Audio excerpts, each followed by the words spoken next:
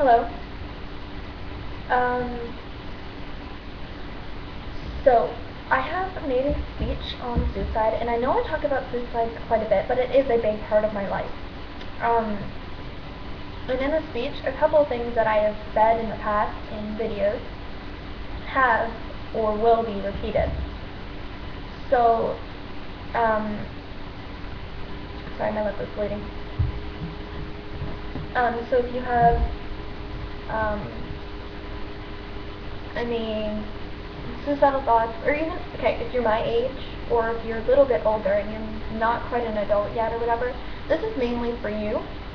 But if you are an adult watching this, I'd love for you guys to just listen to the speech that I've created, because it really helps, and I think it's an emotional path that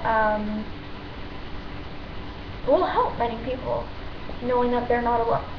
And if you're an adult and you know a child that has been going through this, maybe this video will help them too. So here it goes, and it's pretty long. It's not, it's probably like 45 minutes, so a regular school speech. Did you know that even kids under the age of 13 have or attempted suicide? Also, did you know that 9.2% of the world's population commit suicide and/or has suicidal thoughts? You might think 9.2% isn't a big deal, but do the math. 9.2% of approximately 7 billion is a bigger number than you would have expected. Ever since May 8, 2011, suicide has played a big part in my life. My father was a victim to the state of depression and thought he was alone in the world and it had no place for him here. His life wasn't perfect, but it was far from horrible. He worked in London. He was one of the best fire alarm technicians in Canada. He was even offered to open his own company with his boss in Windsor, so he could be close to home. He declined because he had plans. Him and my mother were separated, and he was going to move to London so we could have money to travel places, and he could spend more time with my brother Matthew and I, and give us the life he felt we deserved. Those plans didn't get him far. A day after he told me this plan, Matthew, who was 10 at the time, found him hung in the garage. At first, we thought it was a joke. We wouldn't let ourselves believe that this time it was real. My father had joked and scared us with this type of approach before. We threatened to throw a shoe, but he didn't move. We got our neighbors, and the next thing we knew, one was calling 911 and the other one was taking Matthew and I away from the garage. Then it hit us. The thing we dreaded the most happened. We lost a parent. We were fatherless. I should have seen it coming. All the signs of suicide was there. Hello, I am Megan, and I'm here to speak to you about a very serious matter, suicide. You might think suicide is an incurable mental illness, but with the right attitude and the right help, those thoughts can disappear. Each year in the U.S. alone, thousands of teenagers commit suicide. It's the third leading cause of death from ages 15 to 24, and sixth for ages 5 to 14. That's right, 5 to 14 years old. Do you know someone that has been dealing with a lot of depression? Do you know someone, do you know how to tell if a person is suicidal? And do you even know how to help them? Here's some traits that show someone is leading up to committing suicide. They cry quite a bit, keep saying they don't have a reason for life, feeling hopeless, despair, self-doubt, always hiding from the world. They describe their feelings as unbearable. They're rehearsing suicide, saying they're going to commit suicide, talking about ways to commit suicide, alcohol or drug abuse, depression, and though it may seem crazy, if they're beginning to feel better. Someone dealing with depression may be most likely to attempt suicide just when he or she seems to have passed an episode's low point and be on the way to recovery. The best way to help a suicidal person is not to take the role of a therapist. Express concern. Talk about suicide, not ways or plans. Just talk about why they feel the need to, and talk about the emotions built up to the suicide. Describe specific behaviors and events that trouble them. Get them to work with professionals. Stress that the person's life is important to you and to others. Even prove it if you have to. Be prepared for anger, but stay calm and never get angry or yell at them. Always be supportive, be there for them, and take care of them. If you are one of the people with suicidal thoughts and depression, just know you're not the only one. You might feel like no one gets you or gets what you're going through, but you are nowhere near alone.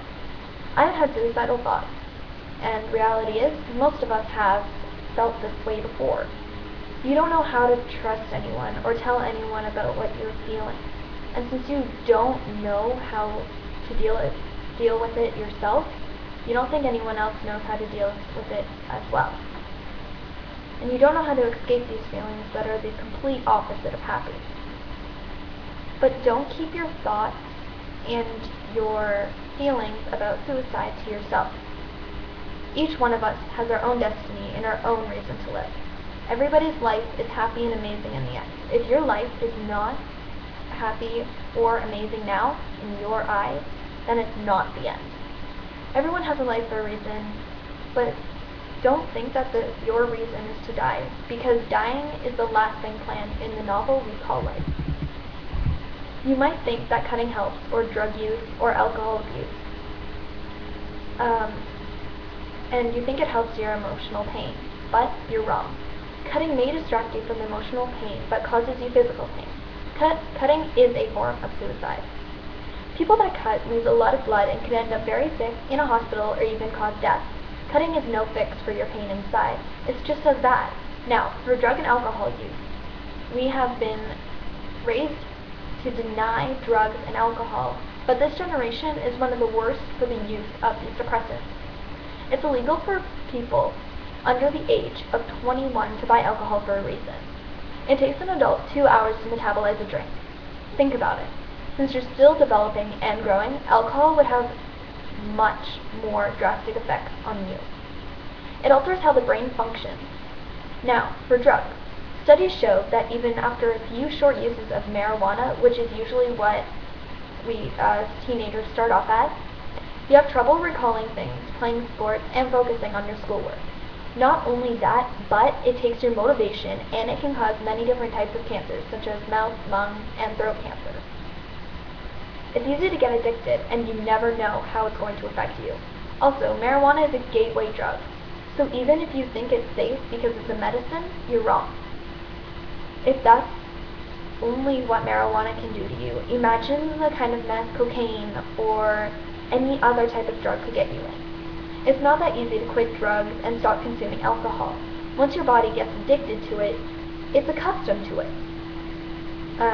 You feel like you need them to survive.